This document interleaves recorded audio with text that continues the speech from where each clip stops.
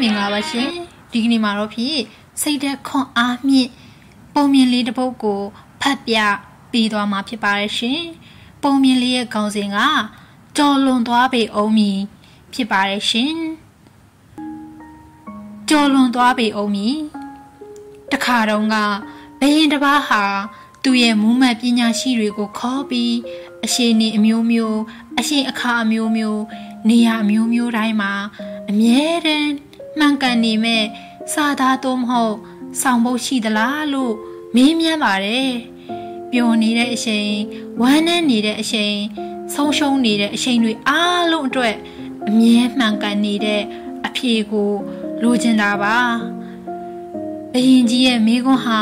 ပညာရှိအမတ်များအတွက်အလွန်ခက်ခဲတဲ့မိခွန်းဖြစ်နေပါတော့တယ်ပညာရှိများဟာစဉ်းစားတိုင်ပင်ကြရင်းနဲ့နောက်ဆုံးအများသဘောတူတဲ့အဖြေကိုရရှိသွားပါတယ်နောက်တနေ့မှာပညာရှိတွေဟာအဖြေကိုရေးထားတဲ့စာရွက်လေးကိုဘယင်ကြီးအားဆက်တာလိုက်ပါတယ်ဒါပေမဲ့ပညာရှိများကဘယင်ကြီးလိုက်နာရမယ့်စီကံချက်တစ်ခုကိုတော့သတ်မှတ်ထားကြပါတယ်ဘယင်ကြီးလိုက်နာရတဲ့စီကံကတော့အလွန်ကြီးမားတဲ့ဘေးအန္တရာယ်နဲ့ကြုံတွေ့ရလို့အရှားနီလန်းမရှိတော့တဲ့အချိန်တွေမှာဖွင့်ဖတ်ကြည့်ရပါမယ်အဲဒါကြောင့်ဘယင်ကြီးဟာစာကိုမဖတ်သေးပဲသူ့ရဲ့စိတ်လက်စွပ်ရဲ့အံ့ဟွက်ထဲမှာတင်ထားလိုက်ပါတယ်အများမကြာမီအချိန်မှာဘယင်ကြီးရဲ့တိုင်းပြည်ကိုအိမ်နီးချင်းနိုင်ငံတွေကလာရောက်ပြီးတိုက်ခိုက်ကြပါတယ်ဘယင်ကြီးနဲ့သူ့ရဲ့တပ်များဟာရွရွရွရွတိုက်ခိုက်ကြပေမဲ့စစ်ရှုံးပြီးစုတ်ခွာထွက်ပြေးကြရပါတယ်ရန်သူတွေတပ်ဟာမြင်းစီးပြီးထွက်ပြေးသွားတဲ့ဘယင်ကြီးရဲ့နောက်ကိုထက်ကြက်မကွာလိုက်ရမိလူမိခင်ဖြစ်လာပါတယ်နောက်ဆုံးပြေးရင်းနဲ့ဘယင်ကြီးတယောက်ဆက်ပြေးလို့မရတော့ပဲတောင်ကြားကလမ်းဆုံးကိုရောက်သွားပါတော့တယ်နဘေးကိုကြည့်တော့လေပြီး1000လောက်နှက်တယ်မြောင်ကဘာတွေကလည်းဝင်းရံနေပါတယ်ဆက်သွားရင်ကြောက်ထဲပြုတ်ကြမှာဖြစ်ပြီးနောက်ပြန်ဆုတ်ဖို့ကလည်းလမ်းကကျင်းမြောင်းတဲ့အပြင်ရန်သူမြင်းခွာတန်တွေကလည်းတဖြည်းဖြည်းနဲ့နီးလာပါတယ်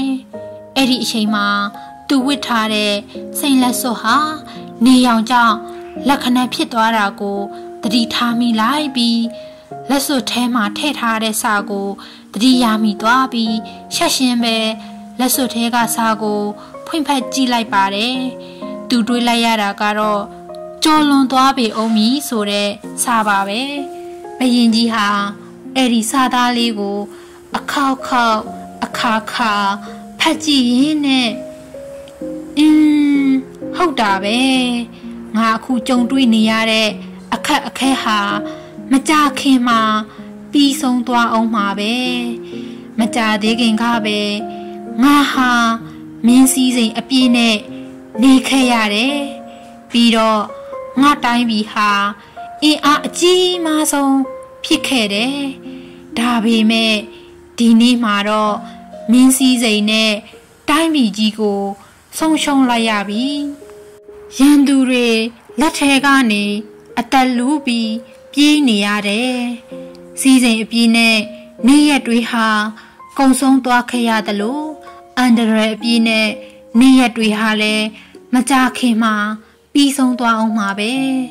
အဲ့ဒီလိုတွေးရင်းနဲ့စိတ်ဟာတည်ငြိမ်အေးချမ်းလာတယ်သူဟာစဉ်းစားရင်းနဲ့သူရောက်နေတဲ့နေရာလေးကတဘာဝရှုခင်းအလားအပတွေကိုသတိထားမိလာပြီးသူ့တိုင်းပြည်မှာဒီလိုတဘာဝရှုခင်းတွေရှိနေတာပဲလို့တွေးမိပြီးခံစားနေပါတယ်လက်စုပ်ကလေးရဲ့စာသားဟာတော်တော်လေးအကျိုးတရားမှုရှိပါတယ်ဘယင်ကြီးဟာစိတ်တက်တောင့်တက်တာရှိပြီးသူ့ရဲ့နောက်ကလိုက်နေတဲ့ရန်သူများကိုတောင်မိသွားပါတယ်မကြာမီမှာ ရန်သူများရဲ့မြင်းခွာတန်းများဟာဝေးတစ်ထက်ဝေးပြီးသူနဲ့ဝေးရာတောင်များဘက်စီသို့ထွက်ခွာသွားပါတော့တယ်။ဘုရင်ကြီးဟာရဲဝံ့သူဖြစ်တာနဲ့အလျောက်သူ့ရဲ့တပ်များကိုပြန်လည်ဖွဲ့စည်းပြီးရန်သူများကိုတိုက်ခိုက်ပါတယ်။ဒီတစ်ခါမှာတော့သူဟာအောင်နိုင်ပြီးသူ့ရဲ့တိုင်းပြည်ကိုပြန်ရပါတော့တယ်။အောင်မြင်မှုများနဲ့ပြန်လာတဲ့ဘုရင်ကြီးကိုတိုင်းသူပြည်သားတိုင်းကတောင်းဖျားဖျားနဲ့အိမ်တိုင်းလမ်းတိုင်းမှာပန်းတွေကျဲပြီးကြိုဆိုကြပါတယ်။မြို့တော်တစ်ခုလုံးမှာလည်းဘုရင်ကြီးရဲ့အောင်မြင်မှုအတွက်ပျော်ပွဲရွှင်ပွဲတွေကျင်းပပြီးအောင်ပွဲခံကြပါတယ်။တိုင်းသူပြည်သားများကလည်းကာကြခုံကြနဲ့ပျော်ရွှင်နေကြပါတယ်။ဘုရင်ကြီးဟာသူ့ရဲ့အောင်ပွဲအတွက်မာနထောင်လွှားတဲ့စိတ်ဖြစ်လာပြီးငါဟာအရေးရင်ဆုံးနဲ့အကြီးအမြတ်ဆုံးဘုရင်တယောက်ဖြစ်တယ်လို့ကြုံဝါလိုက်ပါတယ်။အဲ့ဒီအချိန်မှာပဲသူ့ရဲ့လက်စွပ်ကနေရောင်ကြောင့်လက်သွားပြီးသူ့ကိုတတိပေးလိုက်တယ်လို့ဖြစ်သွားတဲ့အတွက်စာကိုထုတ်ပြီးဖတ်လိုက်ပြန်ပါတယ်။ကြော်လွန်သွားပေအောင်မီအဲ့ဒီအချိန်မှာပဲဘုရင်ကြီးဟာရှက်ရှင်းပဲနှုတ်ဆက်သွားပြီးသူ့အသွင်ဟာလည်းမာနထောင်လွှားခြင်းမနေတော့ပဲရှက်ရှင်းနှိမ့်ကြတဲ့အသွင်ကိုပြန်ပြောင်းလဲသွားပါတယ်။အခုဒီပုံမြင်ဇာတ်လမ်းလေးရဲ့အပြီးမှာဖြတ်တန်းခဲ့ရတဲ့